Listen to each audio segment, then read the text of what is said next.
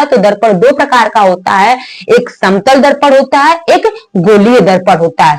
यानी कि दर्पण कितने प्रकार का होता है, तो दर्पण दो प्रकार का होता है।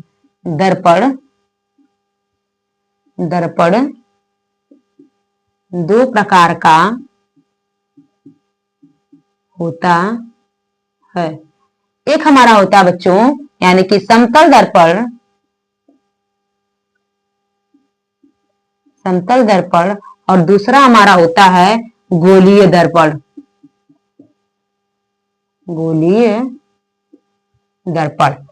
एक हमारा होता है यानी कि समतल दर्पण और दूसरा हमारा क्या हो जाता है, गोलीय दर्पण।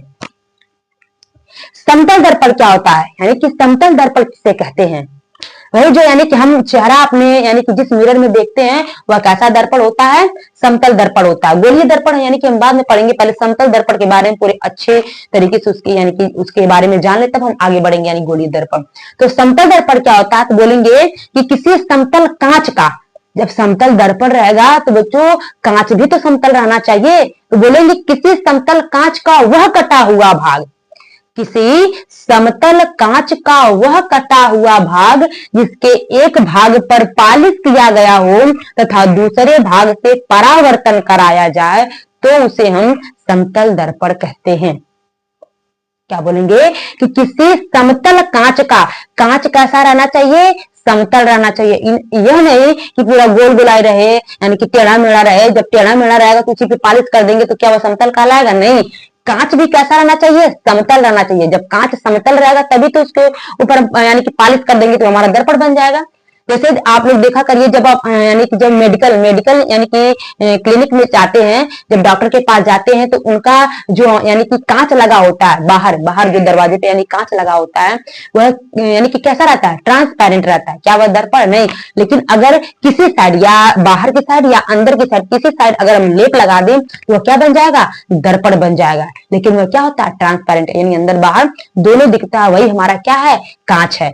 तो हम क्या करेंगे, एक यानी कि एक समतल यानी कि समतल के साइड का क्या करेंगे, कांच को काटेंगे और उसके एक साइड क्या करेंगे यानी कि लेप लगा देंगे और दूसरे साइड से परावर्तन करा देंगे तो वही हमारा क्या कहलाता है, समतल दर्पण। बोलेंगे कि किसी समतल कांच का वह कटा हुआ भाग, किसी समतल कांच का वह कटा हुआ भाग जिसके एक भाग पर पालिश किया गया हो तथा दूसरे भाग से परावर्तन कराया जाए तो उसे हम समतल दर्पण कहते हैं।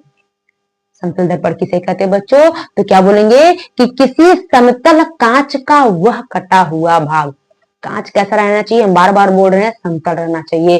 तो किसी समतल कांच का वह कटा हुआ भाग जिसके एक भाग पर पालिश किया गया हो तथा दूसरे भाग से परावर्तन कराया जाए तो उसे बच्चों क्या कहते हैं, समतल दर्पण कहते हैं। बात समझ में आई, यानी कि इसको यानी कि अपने नोट में नोट डाउन कर लीजिएगा, इसको मिटा रहे हैं। अब इसके आगे हम लोग यानी लिखेंगे समतल दर्पण किसे कहते हैं। तो क्या हमने बताया, एक बार आप लोग यानी खुद से बोलिए कि समतल दर्पण किसे कहते हैं। तो क्या बोलेंगे कि किसी समतल कांच का, किसी समतल कांच का समतल दर्पण, समतल दर्पण, समतल दर्पण क्या होता है, तो बोलेंगे किसी समतल कांच का वह कटा हुआ भाग, वह कटा हुआ भाग जिसके एक भाग पर पालिश किया गया हो, पालिश किया गया हो तथा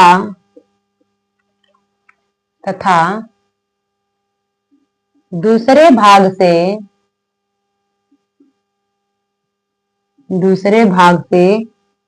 परावर्तन कराया जाए,